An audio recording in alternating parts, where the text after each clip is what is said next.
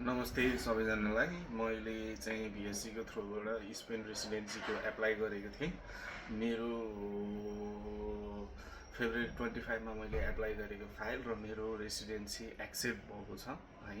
मेरो आज फिङ्गरको डेट थियो। मैले भिएससीको मार्फतबाट पहिले लात्भियाको प्रोसेस गरेको थिएँ। त्यसपछि मैले नेपालबाट लात्भिया आएँ।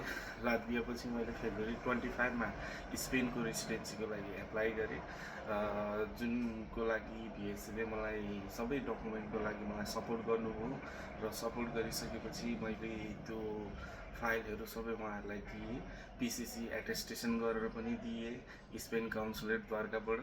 त्यसपछि उहाँहरूले मेरो सबै प्रोसेसहरू गरिदिनु भयो र प्रोसेस गरिसकेपछि मेरो फेब्रुअरी 2 तारिक आज मेरो एपोइन्टमेन्ट डेट थियो फिङ्गरको लागि र मैले फिङ्गर आज दिएर आएँ। फिङ्गर दिइसकेपछि आज मैले पुलिस स्टेसनबाट फिङ्गर दिएँ र पुलिसले मलाई पेपर दिएको छ 3 हप्ताभित्र तपाईँ आएर आफ्नो कार्डहरू रिसिभ गर्न सक्नुहुन्छ भनेर उहाँहरूले मलाई जानकारी गराउनु भएको छ।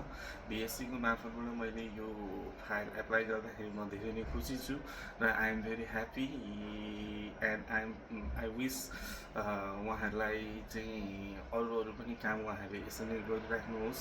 अहिले नेपालीहरू धेरै ठगिराखेको बेलामा भिएससीले हामीलाई एकदम राम्रो काम अपडेट दिनुभएको छ है।